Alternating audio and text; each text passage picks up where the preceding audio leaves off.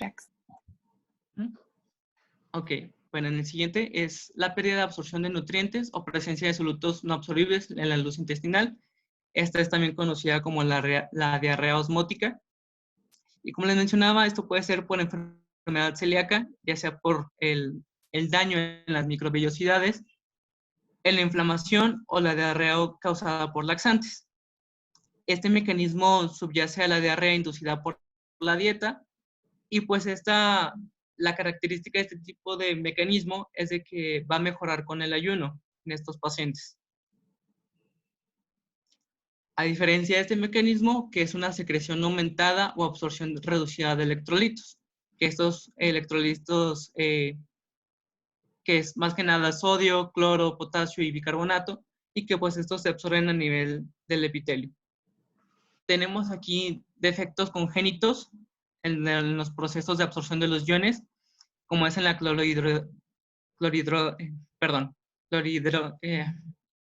por la alteración de la bomba de cloro bicarbonato, por la secreción o por la presencia de secretagogos endógenos, que incrementa los segundos mensajeros, la absorción de sodio o el incremento de la secreción de los canales de cloro. Y esto es más que nada por hormonas, como por ejemplo en la enfermedad de Zollinger-Ellison, o la secreción de péptido intestinal vasoactivo. En la inflamación, las mismas enterotoxinas, como la toxina termoestable de E. coli o por mismo vibrio, y por también algunos laxantes. A diferencia del mecanismo anterior, esta diarrea no mejora con el ayuno, es por lo mismo la presencia de estos secretagogos endógenos.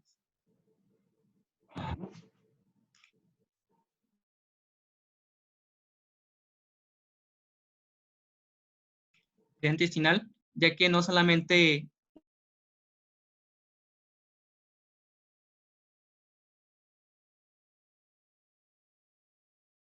un tránsito, pues se da más que nada por un tiempo reducido de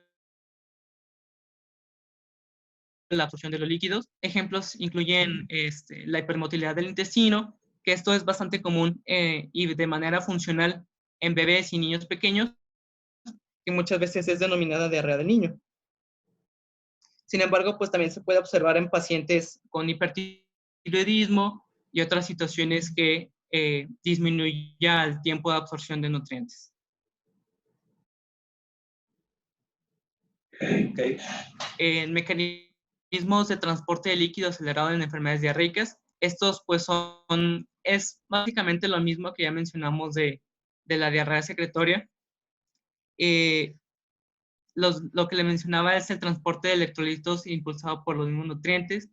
Un ejemplo de estos en pacientes con deficiencia de tasa, que esta enzima lisa el componente entre glucosa y galactosa, y que pues esta puede ser adquirida o puede ser de manera, y pues aumenta la osmolaridad en la luz intestinal, y pues se da esta diarrea osmótica. Y pues esta se da por la pérdida de absorción de los líquidos impulsados por el portador de sodio glucosa, el SGLT1. En la diarrea infecciosa, ciertos patógenos enterotoxígenos causan diarrea por la estimulación de la secreción. Lo mencionamos ya con Vibrio cholerae y con E. coli enterotoxígena, que pues liberan las endotoxinas, que pues esto a su vez alteran los niveles intracelulares de segundos mensajeros, como el AMP cíclico, el GMP cíclico y el calcio intracelular. Y pues en la diarrea exudativa, que esta es dada por la ulceración de la mucosa, por la producción de moco, sangre, e incluso la pérdida de proteínas séricas por daño al epitelio. Y pues esto nos da un aumento en la excreción de agua y electrolitos por defecto de la absorción colónica de sodio y agua.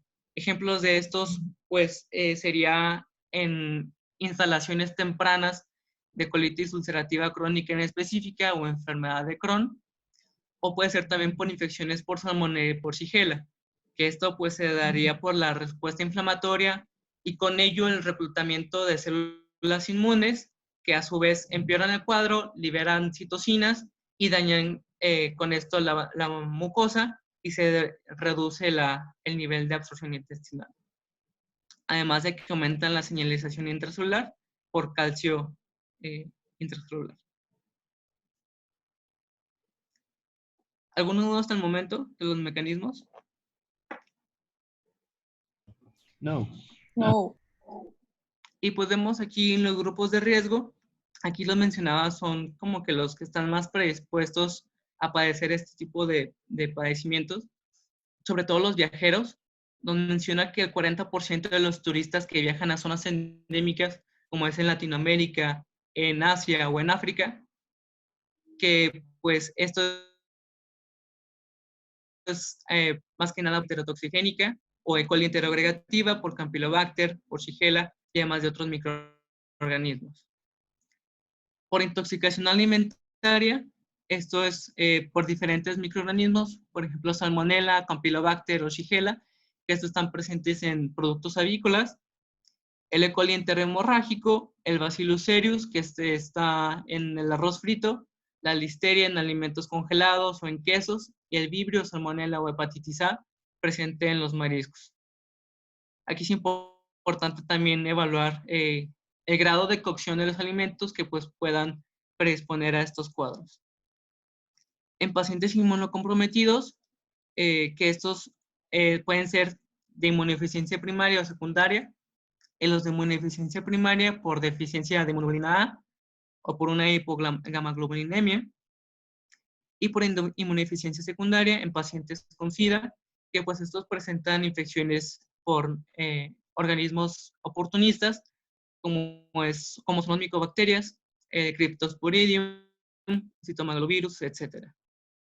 Y pues aquí en pacientes que son los de daycare, las guarderías o pacientes institucionalizados en nosocomios o en asilos, que pues esto más que nada depende de los brotes que se den en estas situaciones, ya sea por unas medidas higiénicas no adecuadas y pues más que nada por Shigella, Giardia, rotavirus, Cryptosporidium o Clostridium difficile, como ya mencionamos.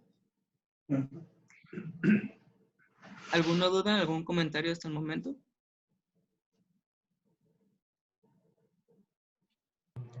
No. Entonces ya pasaríamos a los aspectos clínicos. Sí. Con mi compañera Bueno, Marta. buenas tardes, compañeros.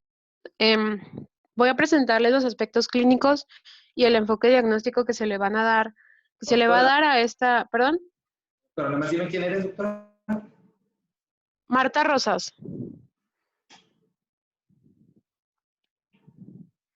Ok. Sí. Seguimos, pues, doctora. Cuadro clínico, aspectos clínicos. Pues. Antes de empezar, si escuchan algún ruido extraño, pues son mis vecinos, que generalmente son un poco ruidosos. Y pues nada. Bueno, para empezar tenemos que tener una buena anamnesis. Un buen interrogatorio es básico para los aspectos clínicos que tenemos que tener nosotros los médicos. Este debe incluir las siguientes cuestiones. Le das a la siguiente, por favor.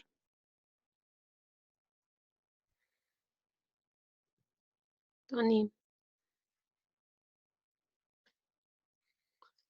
Bueno, se toman en cuenta, primero que nada, la actividad laboral. Por ejemplo, las personas que trabajan en las áreas de la salud. Como ya mencionó Tony, los viajes recientes, en caso de la diarrea del viajero, causada por E. coli principalmente, hospitalizaciones recientes, la ingesta de fármacos como antibióticos, metformina, sertralina o colchicina, o algunos otros, la forma del comienzo de la enfermedad y la latencia entre la ingesta sospechosa y el comienzo del cuadro. En intoxicaciones alimentarias, y específicamente un ejemplo que mencionaba el artículo que utilizamos para la exposición, el escrotroxismo, que es una intoxicación alimentaria causada por el atún en mal estado. Es causado de, bueno, el cuadro es causado de 1 día a 2 días, mientras que un cuadro viral es más rápido, generalmente de hasta 14 horas. Entonces tenemos que tener en cuenta esos detalles. Le das a la siguiente, por favor. Además de esto, tenemos que tener en cuenta el tipo de alimentos consumidos. Por ejemplo, si un paciente consume huevos crudos, consume alimentos caseros, o si es adepto a comer muchos mariscos o pescados crudos, como el sushi o el ceviche, o incluso hortalizas crudas. Si tiene presencia de fiebre, que en general está ausente en estos casos, el vómito, que es más frecuente en etiología viral, e intoxicación alimentaria con una toxina, o diarrea, que pues ya no es tan infrecuente que el paciente nos enseñe imágenes, ¿no? Que tome con su celular. Así sabremos la característica específica, los detalles tan claros que tienen las fotos, ¿no? Además de su frecuencia de diario y pues eso, ¿no? Las deposiciones, si son acuosas, si tienen presencia de sangre, moco o grasa también. ¿Le das a la siguiente?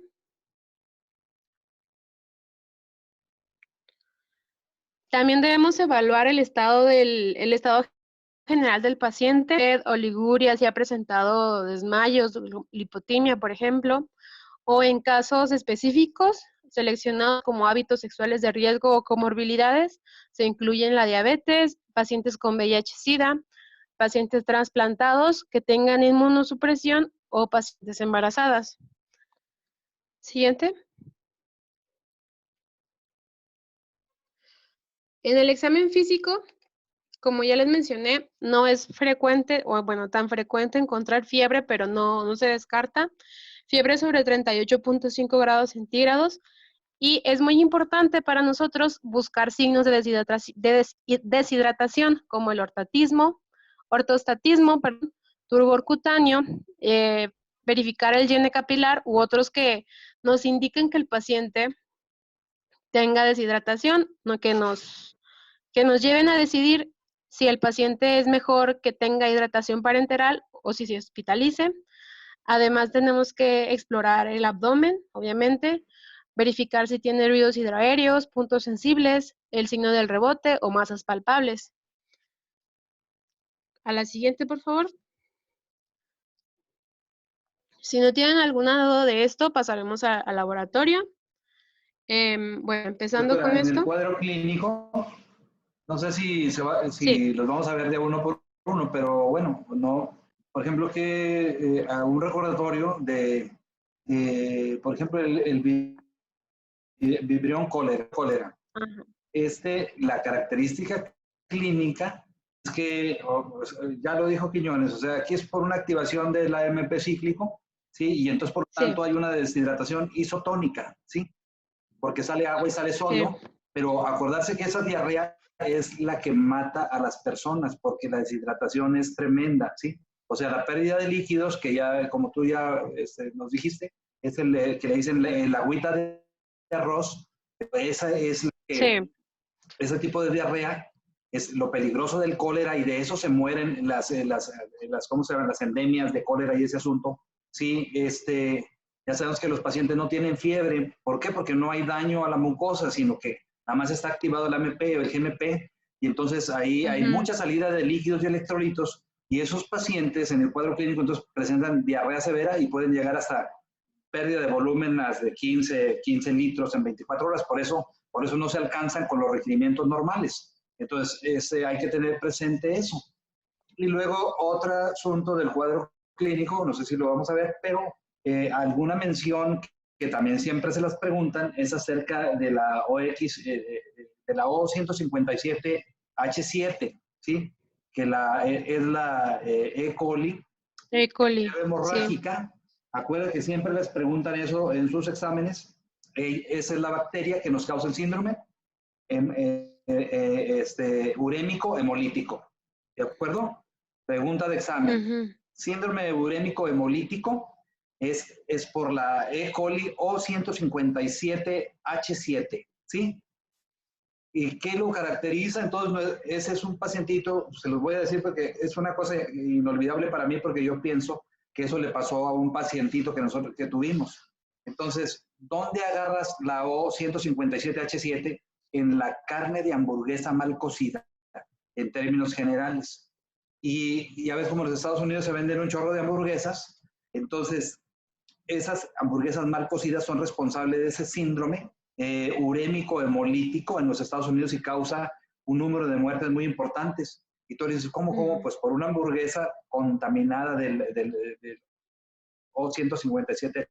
¿Por qué te digo eso? Porque nosotros tuve un pacientito que tuvo un síndrome diarreico, nomás. Aquí hay una cosa que es un cuadro que se pudo haber superpuesto, sí, pero me llamó la atención, porque el paciente tenía una diverticulosis, pero su antecedente es que un día, 2 días antes, 48 horas, se había comido unas hamburguesas, sí, y me dio la impresión, cuando nosotros lo vimos, había un caso de diverticulitis, pero, o sea, al momento de verlo, un paciente que no había desarrollado un síndrome severo, o sea, para mí apenas era, estaba haciendo el hinche y uno ya lo vamos a ver cuando veamos divertículos, proceso inflamatorio colónico o pericolónico, o sea, o de un absceso pericolónico, o sea, todavía no, sí. Entonces, nuestro paciente, al momento de intervenir, checo el dato, y en este caso, de volada, nuestro paciente ya tenía insuficiencia renal, ¿sí? Y evolucionó mal, y el paciente nos hizo un síndrome de estas características, y es dificilísimo de manejarlo. El paciente falleció, ¿sí? ¿Por qué te digo? O sea, en el momento de intervención no había ninguna contaminación importante. Y entonces, en medio de cualquier cosa, yo me quedé pensando en esa bacteria, porque de repente, si no pensamos, pues no vamos a dar con ella, pero me refiero, hay que tenerla en mente, ¿sí? Y aparte, como les digo, es algo que siempre se los preguntan, ¿de acuerdo? No se olviden de esa, y aquí puede estar aquí escondida ahí entre varias de nuestras hamburguesitas de aquí que nos comemos.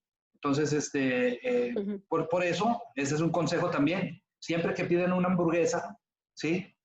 Pídanla con la carne bien cocida, ¿de acuerdo? Bien cocido, que no haya ahí nada ahí que se vaya a filtrar un bicho, como esos, ¿verdad? Uno 157H7, donde nos va a causar una insuficiencia renal súbita y hemólisis, y, en fin, ténganlo presente, y aparte siempre se los preguntan, ¿de acuerdo? Seguimos, doctora.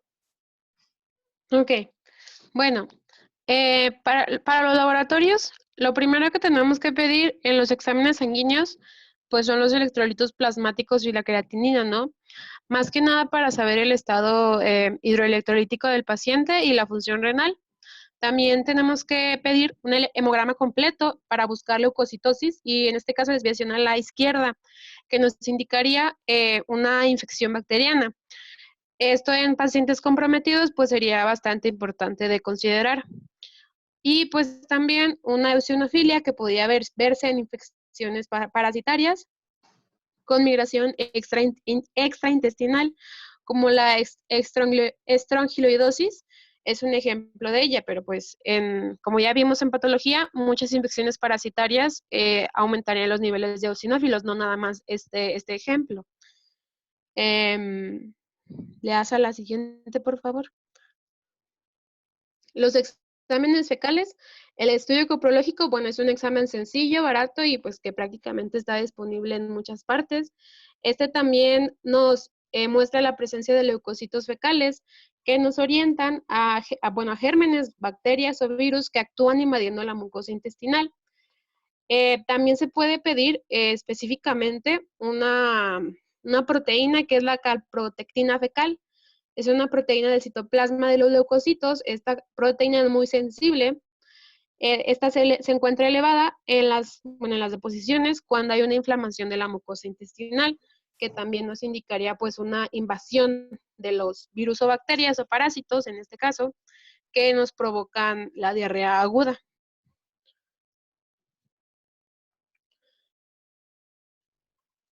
Otros exámenes más específicos, bueno, bacteriológicos tradicionales, parasitológicos, bueno, por ejemplo, el coproparasitoscópico. Y los más recientes, por ejemplo, los basados en biología molecular, se deben reservar más que nada en pacientes que tengan alto riesgo y que se tenga que identificar más que nada el agente, o sea, tener seguro cuál es el agente que causó la diarrea aguda, en este caso que sea muy severa.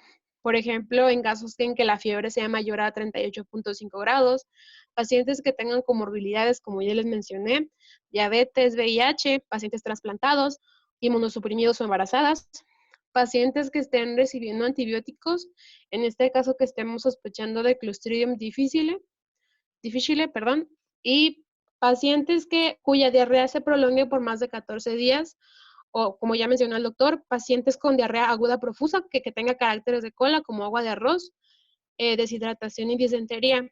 Además de esto, tenemos que considerar a los adultos mayores que sean residentes de hogares, como ya mencionó Antonio al inicio, o que manipulen alimentos o que sean trabajadores de hospitales o trabajadores sanitarios más que nada. Sí, bueno. El coprocultivo, el típico coprocultivo identifica Salmonella y Shigella. Este debe solicitarse en forma explícita para poder detectar como Campylobacter, Yersinia o el virus del rotavirus, cuando nuestra impresión clínica nos lo aconseje. Estas muestras deben de ser procesadas dentro de las 4 horas post-emisión, o sea, de que la muestra no tenga más de 4 horas y deben de dirigirse específicamente a estos agentes. ¿Le das, por favor? Ahora pasando a las pruebas fecales basadas en metodología molecular más específicas. La primera, prueba de reacción en cadena de polimerasa, la PCR, que ya todos vimos en biología molecular. Esta, la ventaja que tiene, obviamente, es que mejora la sensibilidad. Esta básicamente detecta el ADN de las bacterias que colonizan el intestino, pero no es infrecuente que detecte varios ADN de 2 o 3 o más agentes. En todo caso, nos detectaría de todas las bacterias que están en el tracto gastrointestinal, aunque nos ponen en foco estos genes. Igual como ya les mencioné, es específicamente para los pacientes que sean de alto riesgo. La siguiente, por favor. Otro nuevo estudio es el BioFire Film Array Gastrointestinal Panel. Este es es como un estudio que ofrece un abanico más amplio de patógenos, de 22 patógenos que incluyen virus, parásitos y bacterias. Entre los virus, pues los más comunes, el adenovirus y el norovirus, que sería el calcivirus, que es el mismo, pero con otro nombre, que es responsable del 90% de gastroenteritis no bacteriana en el mundo. Bueno, este ofrece una detección simultánea de una muestra fecal y puede reduce el factor humano al mínimo, porque nada más es un panel donde no se manejan humanos, pues. De las bacterias, pues ahí las están viendo en pantalla. Y los virus los parásitos que detectarían serían Ciclospora, Entomeba histolítica y Yardia lamblia. ¿Le das, por favor? Para endoscopía e imágenes, pues, la siguiente. La sigmoidoscopía flexible y la colonoscopía, estos estudios tienen un valor limitado para la diarrea aguda, aunque pueden ser de valor en el estudio de la diarrea asociada a Clostridium difficile. Se mencionaba que en algunas ocasiones puede emitirse la preparación del intestino y nada más se hace cuando el estudio fecal, como el estudio coprológico, salió negativo para la toxina, o en el síndrome disentérico, cuyo estudio fecal también salió negativo para cualquier agente etiológico que... Doctora. Y también, perdón. Regresa a la diapositiva sí. anterior, Víctor, por favor. ¿A esa? ¿La anterior?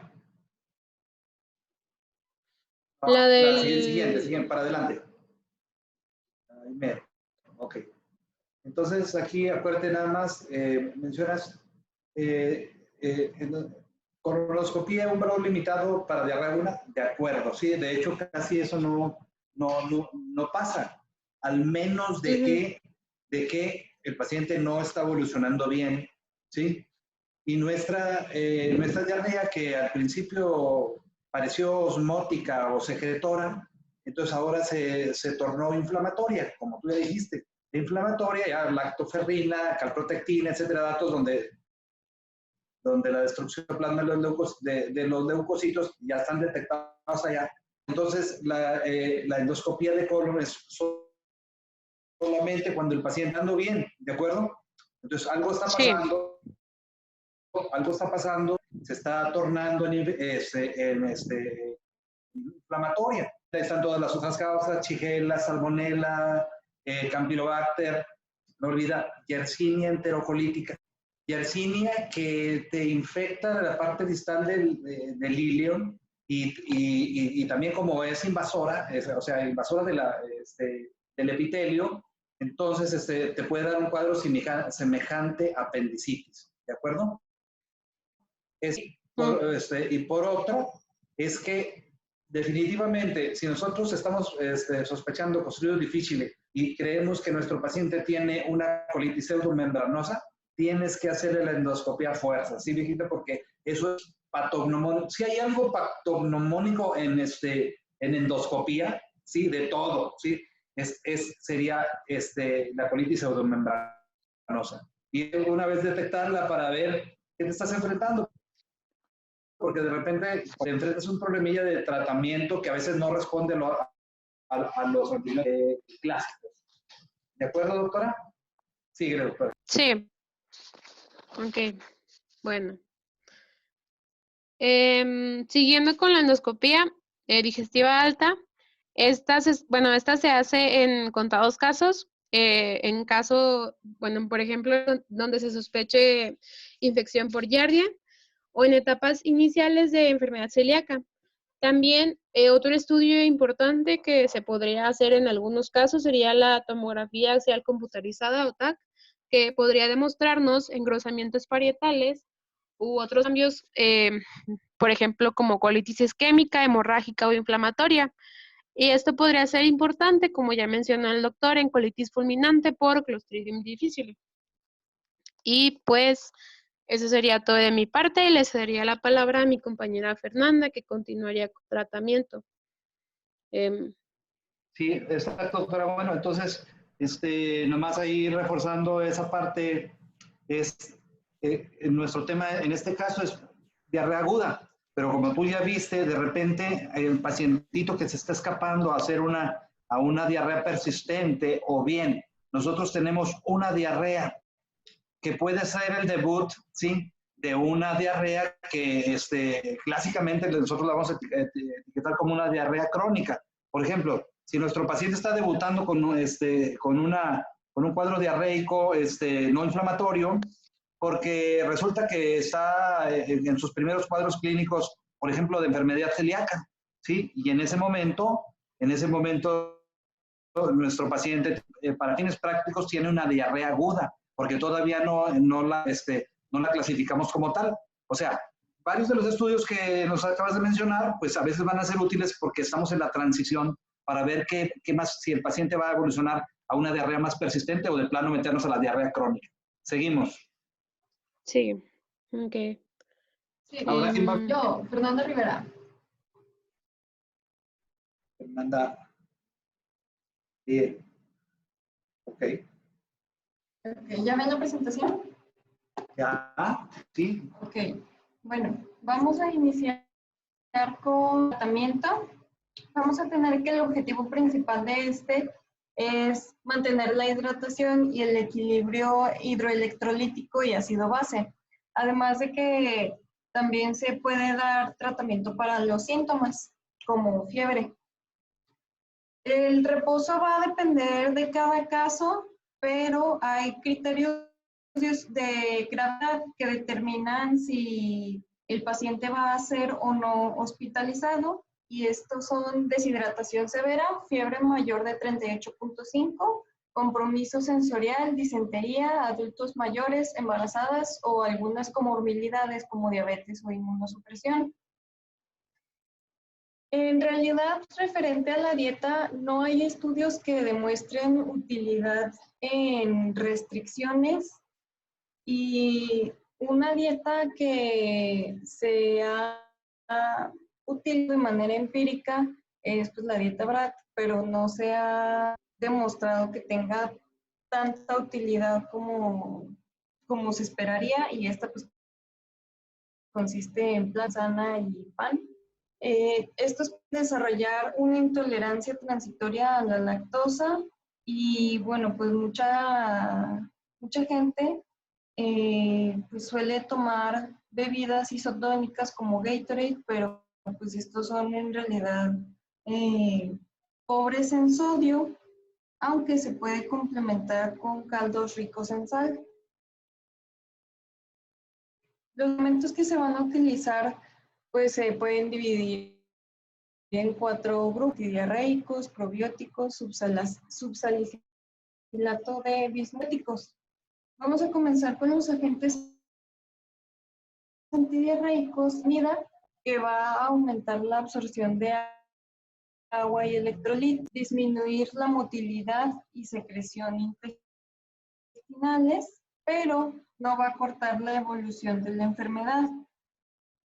La dosis máxima inicial es de 4 miligramos más 2 miligramos después de cada deposición no formada, aunque esto se debe tener a consideración que no pueden pasarse de 8 miligramos en 24 horas por 2 días, y normalmente es suficiente con la dosis inicial de 4 miligramos, sobre todo para evitar la complicación principal, que es la constipación post-tratamiento, y en situaciones de diarrea febril o disentérica.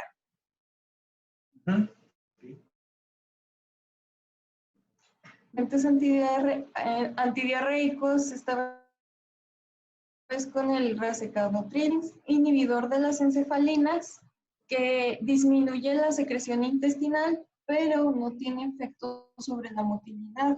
Y la dosis es de 100 miligramos cada 8 horas por 3 días.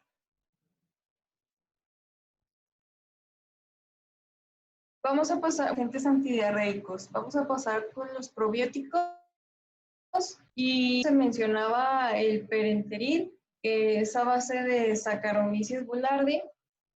Este se utiliza más que nada en pacientes pediátricos, y se ha demostrado que, bueno, algunos de sus efectos, que son Clostridium difficile, la estimulación de la IgA secretora, disminución de la AMP cíclico por Vibrio cholerae, y pues interfiere con la adherencia de entamoeba histolítica. La dosis es de 250 miligramos 2 veces por día, pero en realidad no se ha demostrado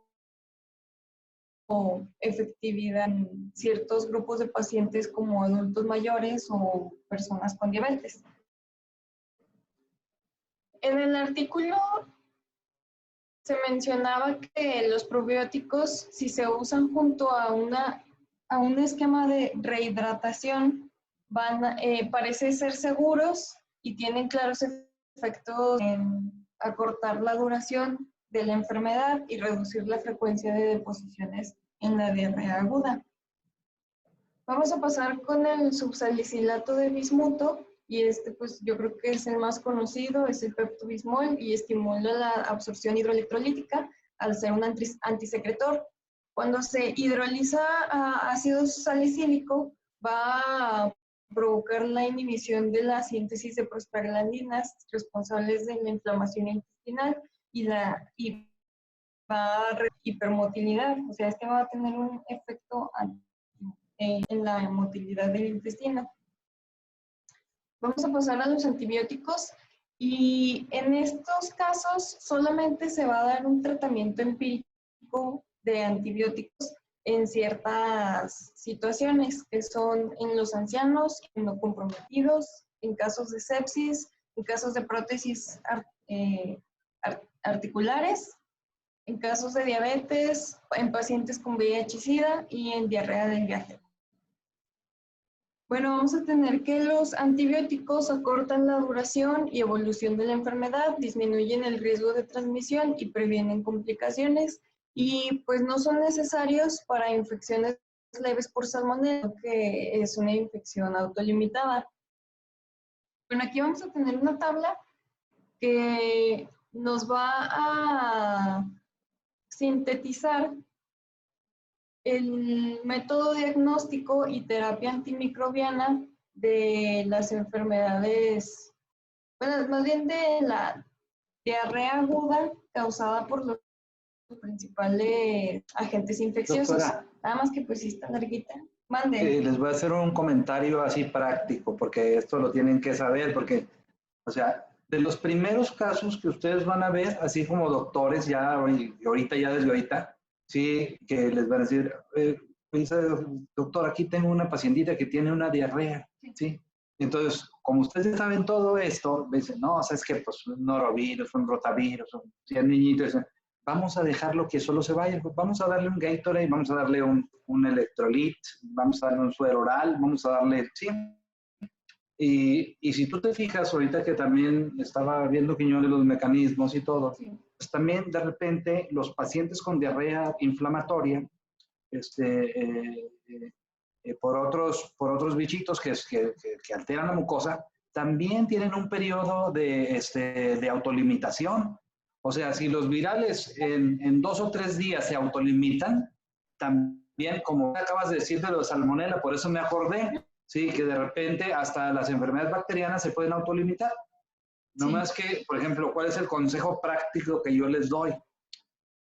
Si ustedes ya les hablan para ver a un paciente con una diarrea aguda y luego dice, pues, no, pues el paciente pues, puede ser una diarrea osmótica o puede ser ok, al menos de que esté muy claro, le digo, pues nomás le da tratamiento sintomático y hidratación. Pero que en su evolución nuestro paciente tiene cara de que puede ser una diarrea inflamatoria o su intuición clínica, el paciente nomás lo va a hacer a lo mejor una vez y ya se te va a ir. Entonces, de repente, esa parte yo, en vez de decirle que sea un poco contemplativo, decirle, no, sabes que se te va a quitar solo, te vas a autolimitar, ustedes tengan la precaución así para, si más o menos ya tienen más su agente sospechoso, porque acuérdate que aquí estamos hablando de lo práctico. Sí. No a todos los pacientes los vamos a llevar a coprocultivo o el estudio molecular como el que nos presentaste, o a todo ese panel de todos los bichos potenciales. Tú sabes que en forma práctica no va a pasar. O sea, pues de repente, sí. Entonces, esa parte práctica les pido que siempre sentido común, pues sabes que parece un virus, ahí me voy así al pasito sin que hidratación, reposo, tecitos de manzanilla, vigilancia, y ahí pues ya un antidiarreico. Obviamente, si el paciente sospechas que es una enfermedad inflamatoria, los antidiarreicos, ¿sí? Y si tu cuadro apenas está en evolución ascendente, o sea, esa parte tienes que tener cuidado de no precipitarte en ello. O si por otro lado dices, ¿sabes qué? Esta es una diarrea inflamatoria, el paciente está teniendo el cuadro clínico, me hablaron a los 2 días, entonces ya le voy a poner un anticolinérgico, pero al mismo tiempo ya le voy a dar una hidratación y le voy a caer fuerte con el antibiótico para tratarlo ya más en forma sistémica, ¿sí?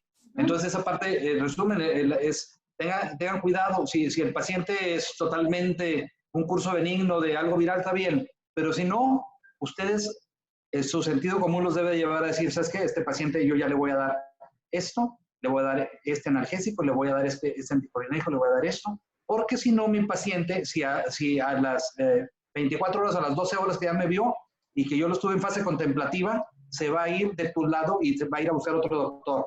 ¿De acuerdo? Sí. Es sentido común ahí, ¿sí? Síguele, doctora. Sí, bueno, Entonces pues a ya... los, espera, a los 12 horas, bueno, ¿no eran 2 o 3 días? ¿De qué, Vita? A ver, repíteme la Eh, pregunta. o sea, es que usted había dicho que si es por virus, a los 2, 3 días se les quita, pero luego dijo que lo tratáramos a las 12 o las... La infección automáticamente en 2 o 3 días, rotavirus, norovirus, adenovirus, todo lo viral, ¿sí? Todo lo viral se autolimitar en 2 o 3 días máximo, ¿sí? Ajá, ¿Sí, doctora? Por ahí más en promedio, ¿sí? Pero ok. las inflamatorias, también de repente tú vas a tener un cuadro clínico que se puede autolimitar, porque el cuerpo no va o sea, te digo, o sea, ahorita nada más porque ese coronavirus anda haciendo estrago, pero todo lo demás, o sea, tú una bacteria, un bicho, etcétera, o sea, va a tener un periodo de incubación y tu sistema inmunológico va a estar capacitado para salir a flote de la infección. Por eso es, ¿en qué momento vamos a actuar? Bueno, vamos a ayudarle a nuestro cuerpo, sí, a nuestro sistema inmunológico enseguida, con sentido común, ¿en qué momento caemos con el tratamiento adecuado? ¿De acuerdo? Ok. Seguimos. Sí. Bueno, ya por mi parte es todo. De hecho, es un tema bastante corto como lo hemos estado viendo, pero mi compañero Raúl va a seguir con este cuadro que es pues un resumen de lo que se ha estado diciendo. Ok, Raúl. Muy Sí, bien. doctor. Sí, yo. Raúl David Reyes, ¿verdad? Sí. Ok, vamos a ver ese cuadro que resume todo, Bueno, yo creo. esto es un resumen, sí, un resumen en general de cuál va a ser la evaluación y tratamiento de pacientes con diarrea severa, dependiendo de qué tipo de condición tengan estos pacientes.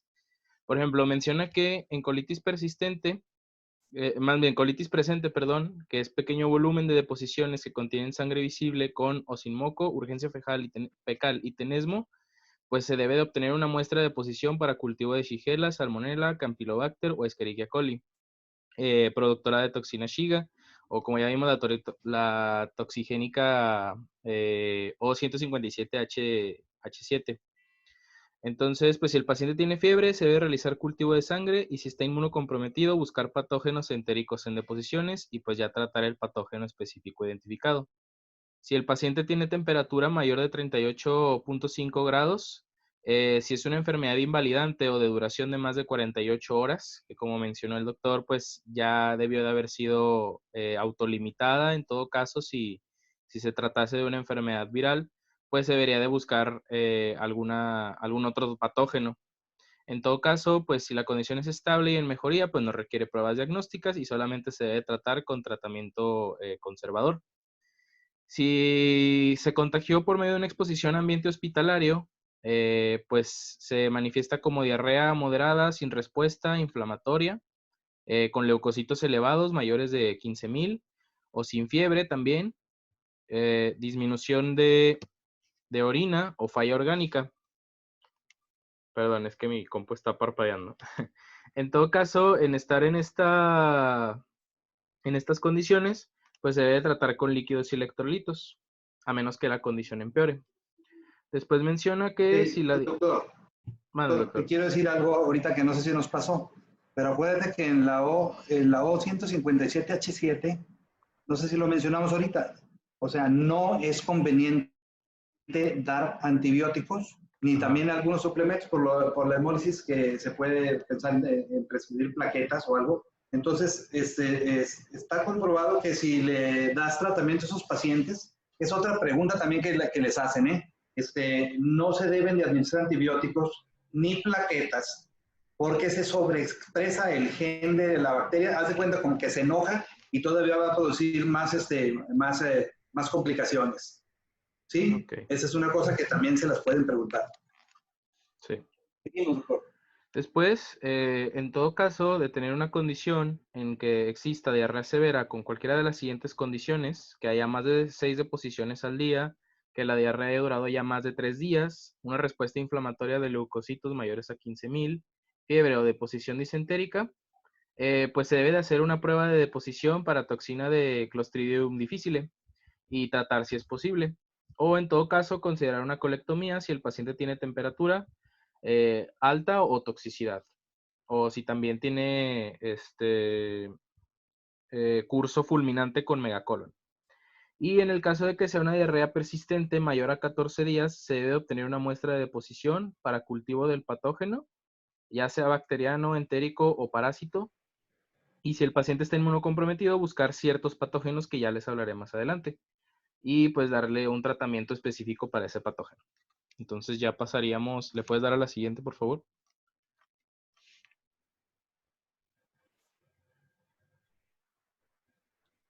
Hola. Ah, sí. Ya. Bueno, ahora sí, pasando a las condiciones asociadas.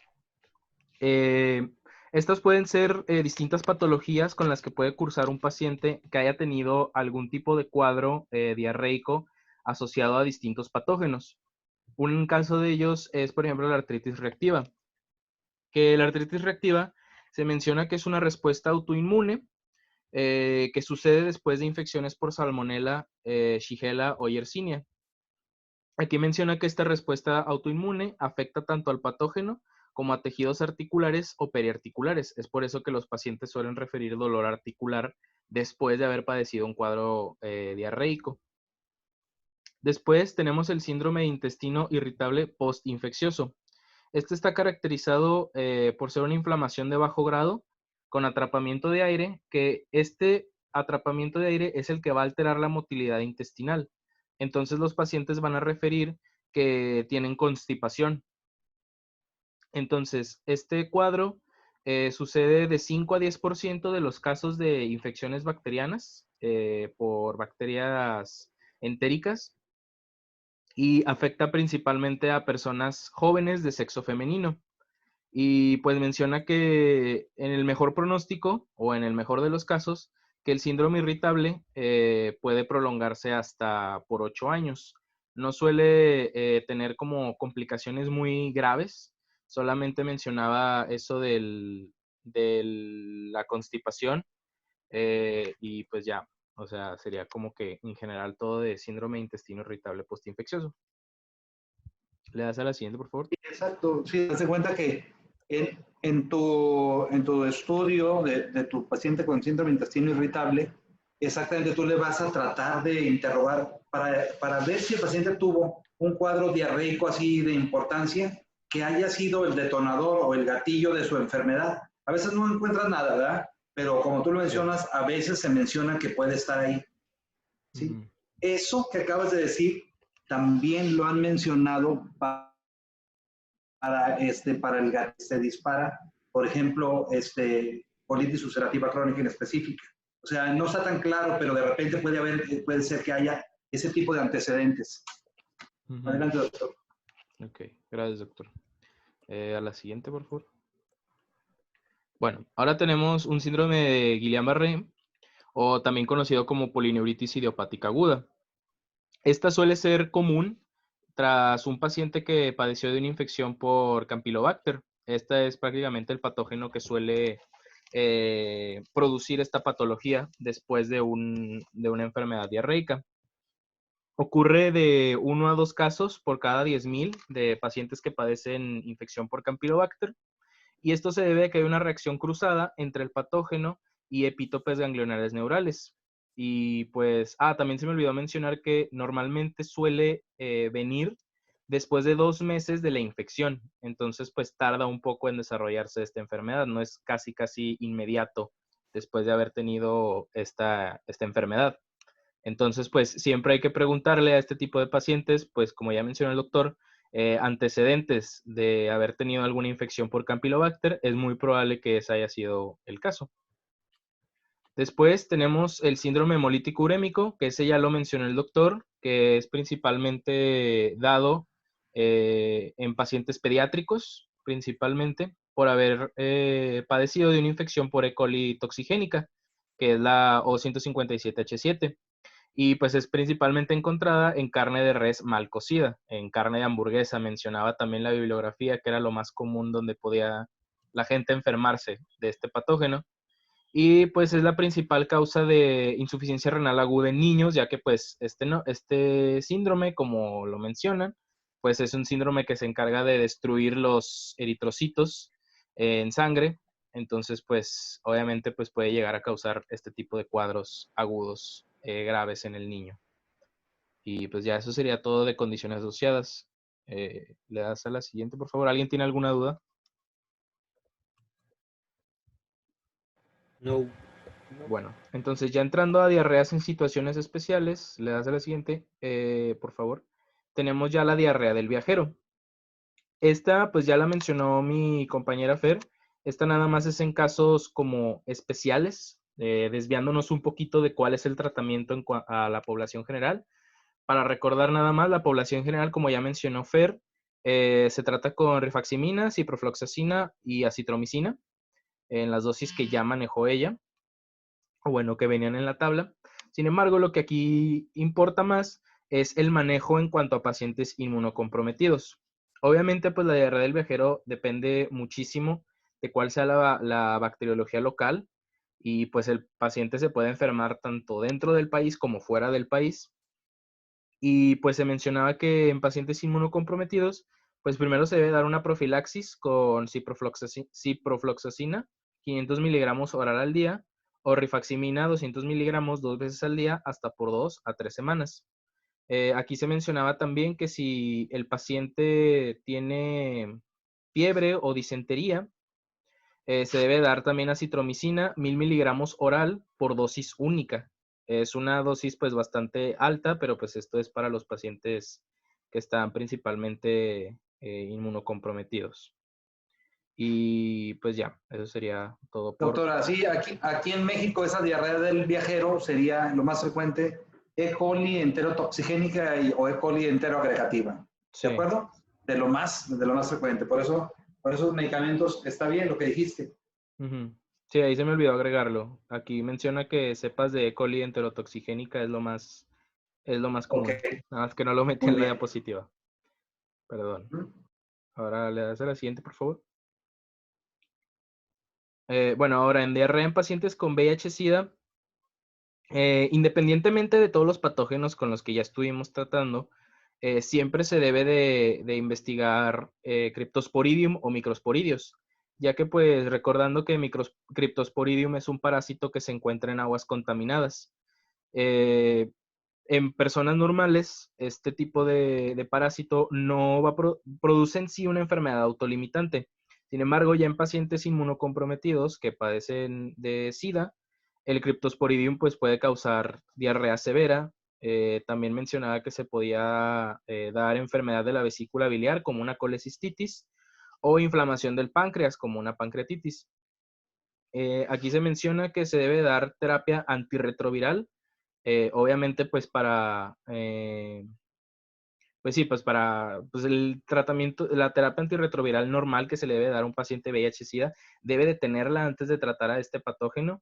Y ya al momento de asegurar que tiene una buena terapia antirretroviral, dar nitazoxanida en dosis altas de 500 a 1000 miligramos 2 veces al día durante 14 días. El diagnóstico de Cryptosporidium se menciona que se podía dar por microscopía con tinción de Sil-Nielsen o inmunofluorescencia con anticuerpos monoclonales que estén marcados con fluoresceína. Aquí se menciona que también debe de abarcarse que el paciente no tenga intolerancia a antirretrovirales para poder continuar con el tratamiento. Le das a la siguiente, por favor. Aquí se menciona... Un tratamiento que para los pacientes con inmunocomprometidos con SIDA, otro de los más sencillos también, aparte de la nitazoxanida que ahí pusiste, pues también el metronidazol. Ok. ¿De acuerdo? Sí, doctor. Ok. Entonces, diarrea en la paciente embarazada, aquí se menciona que solamente tiene una incidencia de 34% de todos los embarazos. Entonces, pues, no es como que tanto. Sin embargo, debe de investigarse muy bien cuál es el factor etiológico que está causando esa diarrea en la embarazada, ya que, pues, es muy aconsejable el estudio etiológico porque una enfermedad que se pueda llegar a complicar, ya sea viral o bacteriana, puede llegar a traer complicaciones graves, tales como aborto o parto prematuro. También, pues, entre los agentes etiológicos a los que se les debe de hacer un diagnóstico rápido sería Salmonella y Listeria, ya que pueden dañar directamente al feto. ¿Le das a la siguiente, por favor?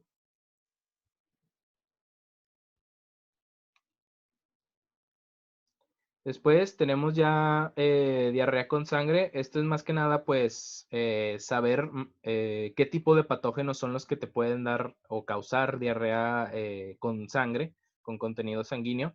Aquí menciona que, pues, bacterianas son principalmente Campylobacter jejuni, Salmonella, E. coli, parahemolíticos, Shigella, Yersinia, Aeromonas y Clostridium difficile.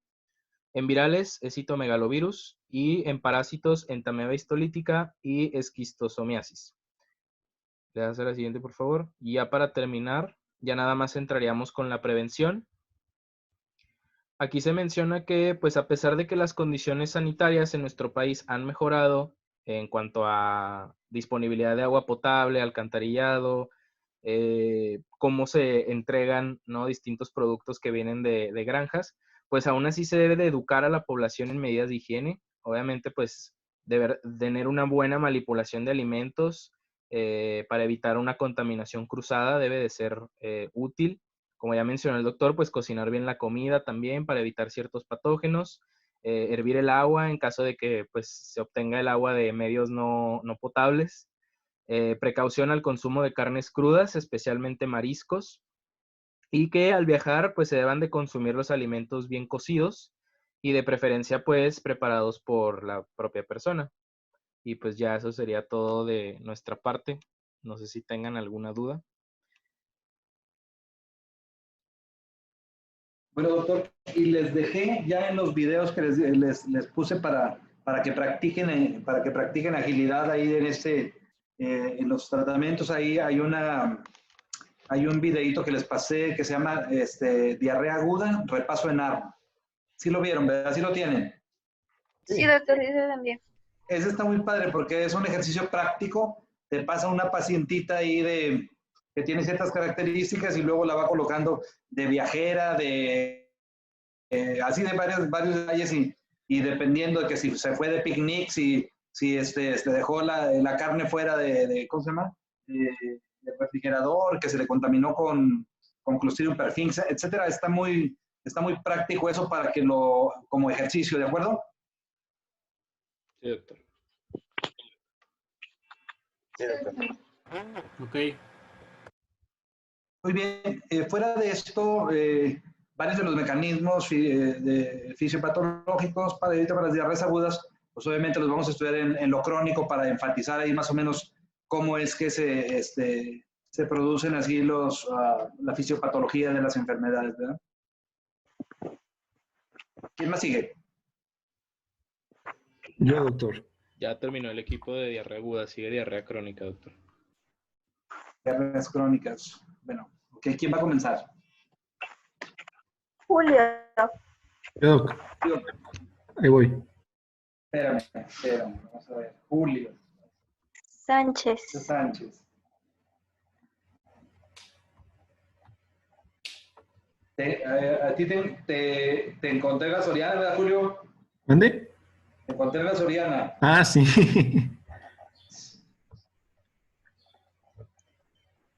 Oye, ahorita hay unos, ¿cómo se llama? Unos alumnitos ahí unos exalumnos ahí con COVID positivo, ¿eh? ¿En dónde? Ahí, en el Ah, sí. Sí. Los pasantes, ¿no? Bueno, de servicio. Entonces, mucho cuidado, estamos ahí en el asunto que dijeron que ya venía el pico hacia la baja. ¿Sí ven la presentación? Sí, ¿Todavía la ven? sí, se ve bien. Ah, ok. Muy bien, bueno. Nosotros somos el equipo número 7. Somos Gerardo Macías, José Medina y su servidor Julio Sánchez. Y les vamos a presentar el tema de diarrea crónica. A ver, Gerardo Sánchez Macías y Medina. Sánchez Macías. Entonces, este es de 3. Sí. Sí, doctor. Ok, bueno, vamos a darle. Bueno, antes